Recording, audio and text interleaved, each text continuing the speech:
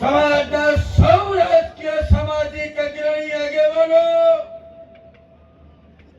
અને મારી ક્ષત્રિય ઠાકોર સમાજની નાદ ગંગાના ચરણોમાં વંદન કરું છું, નમન કરું છું। આજનો આ દિવસ એક ઐતિહાસિક દિવસ તરીકે નક્કી કરવા માટે જ્યારે સમગ્ર ઠાકોર સમાજ અહીં ઉપસ્થિત થયો છે ત્યારે આજે ઇતિહાસનો પાનો લખાશે। મારે યાદ કરવા જોઈએ કે આ જ રીતે વરાની અંદર સમાજને એકત્રિત કરનાર એ વઢિયારી પંથકનો ભામાશા સ્વર્ગસ્થ ભાવસિંહજી રાઠોડને પણ યાદ કરવા પડે। આજના સમયે યાદ કરવા પડે સન્માન્ય સ્વર્ગસ્થ લીલાધર વગેરે સાહેબને પણ યાદ કરવા પડે। અને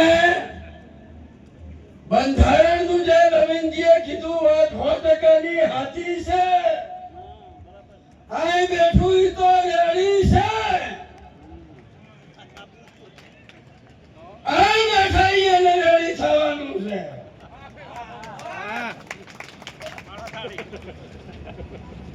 આજે આ આનંદ ઉત્સાહ અને ઉમંગનો પવિત્ર દિવસ અને એક વિનંતી તમારા દીકરા તરીકે હાથ જોડીને કરું છું કે સમાજના જે 14 મુદ્દાનું બંધારણ છે એ બંધારણનો અમલ આજથી નક્કી કરો કે આ અમલ હું મારા ઘરમાં કરાવીશ, પછી પાડોશી કહેવા જઈશ। આ સમય વિસ્તૃત કઈ વધારે ના કહેતા પણ સમાજની એકતા, સંગઠન, સંસ્કાર એ જ આપણા સૌની વિકાસની સાચી શક્તિ છે। મેં કાલે ટોટાના લાઇબ્રેરીમાં કીધું કે રમેલું થતી હોય તો આદિ અનાદિથી થાય છે। ગોળને ઝીણા પિયાલા પીવાય છે, અને ગંજ્યા વખતથી આવતી ચોહર જોગણી બાબર વીરના પિયાલા છે। મારા બાપ હવે પિયાલો પીવાની જરૂર છે, શિક્ષણનો પિયાલો।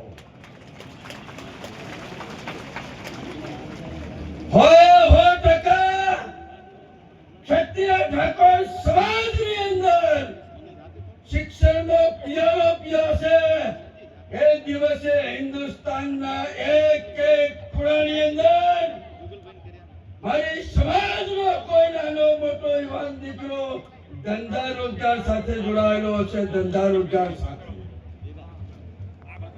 બંધારણ સાથે સાથે ધંધા રોજગાર સાથે પણ આપણે સૌએ આગળ વધવું પડશે। અહીંયા આપ સૌ મોટી સંખ્યામાં ઉપસ્થિત થયા છો ત્યારે આપ સૌનો હૃદયપૂર્વક આભાર માનું છું। અસ્તુ ભારત માતા કી જય, જય સદારામ બાપા।